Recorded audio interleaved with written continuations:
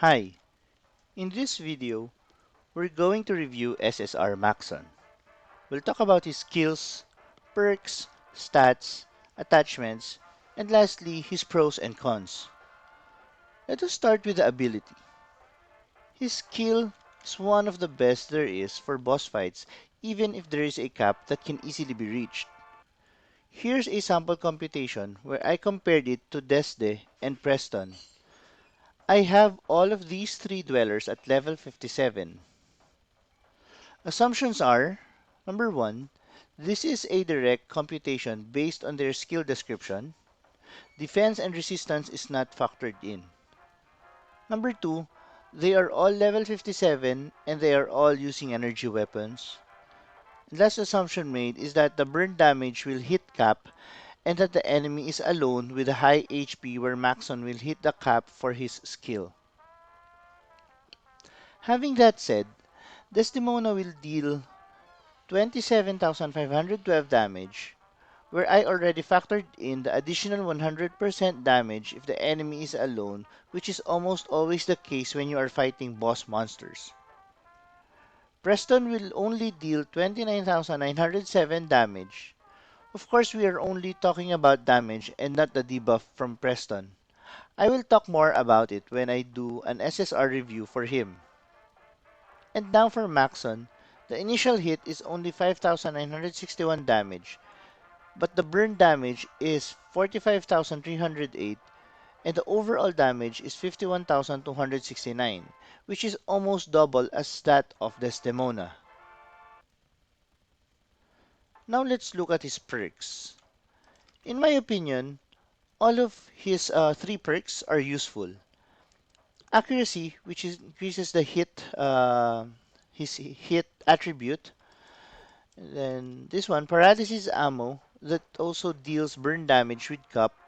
And the best perk for me, in my opinion, is motivation, which boosts everyone's damage.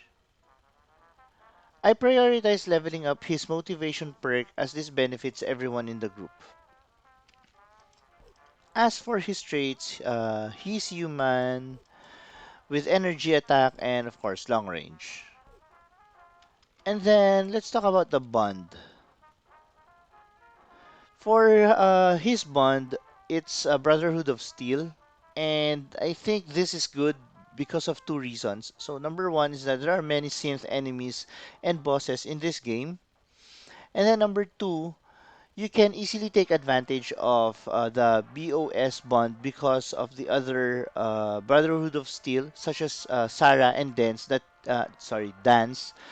which can be acquired by farming their posters. So they are farmable. So Sarah and here Dance through the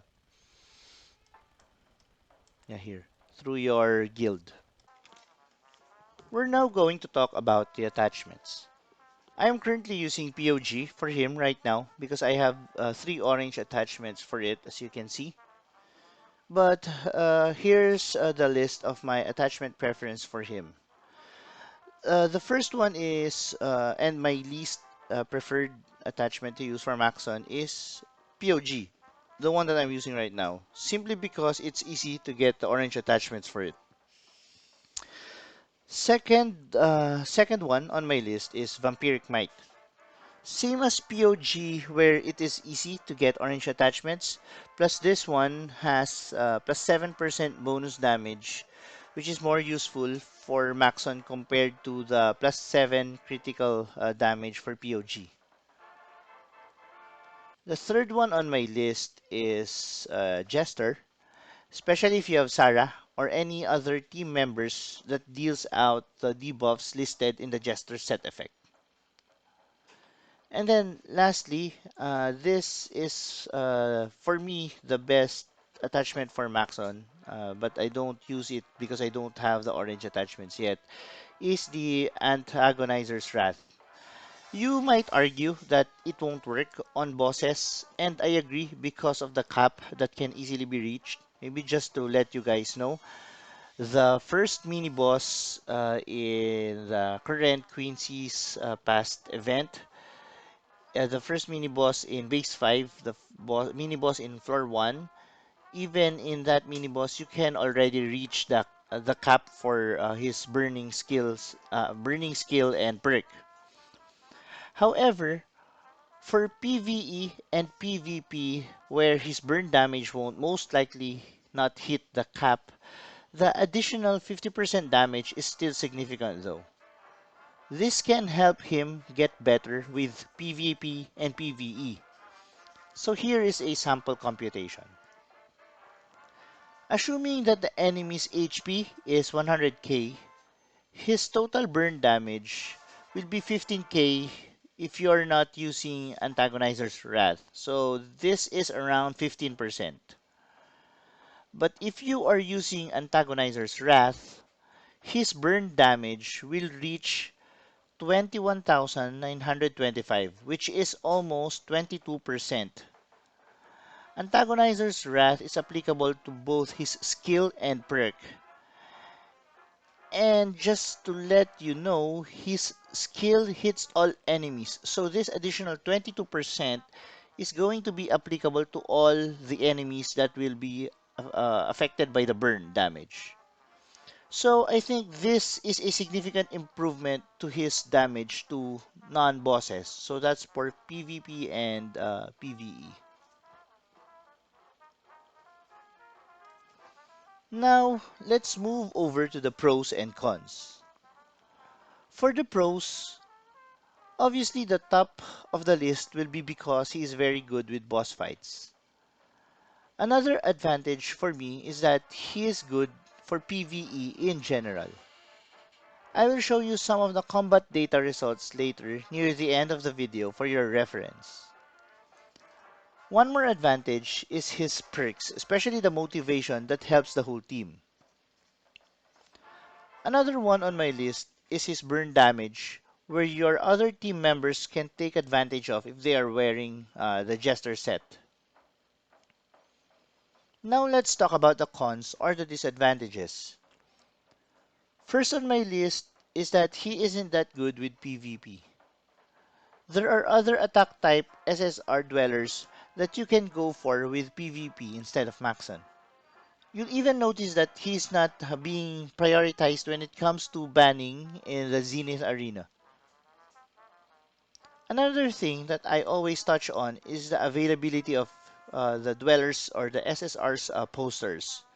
Unfortunately, you cannot farm Maxson's poster, so it will be hard to rank him up.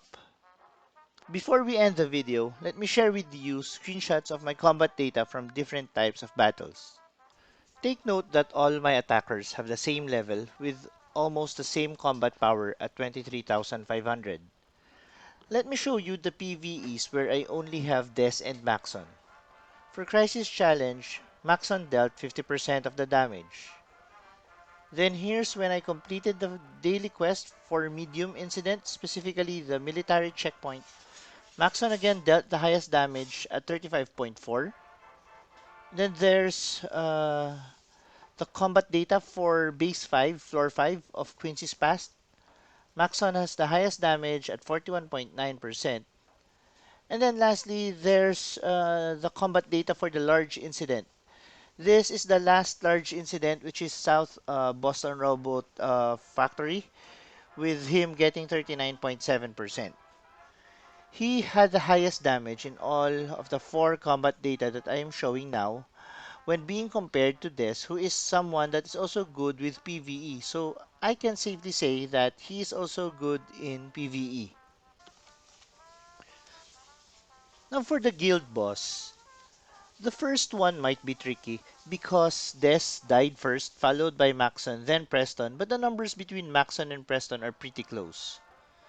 Second one is where I replaced Des with a Merc, and the numbers between Maxson and Preston are still pretty close.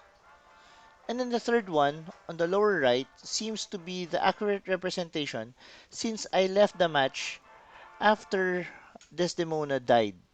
So it is safe to say that Maxon is really good at boss fights. But here's a sneak peek at Preston, who is even better. But I will discuss this on a separate video review. And then lastly, we look at PvP. First one here is where I won with all 5 members survived. And then the second one is where I won, but it came down to only Desdemona as a remaining member alive. And then last one is where I was crushed and destroyed by the enemy. And in all cases, Maxson dealt the lowest damage among all of my attackers. So there you have it. I hope this video helped you understand Maxson better. Thank you guys for watching, and please don't forget to like and subscribe. Bye!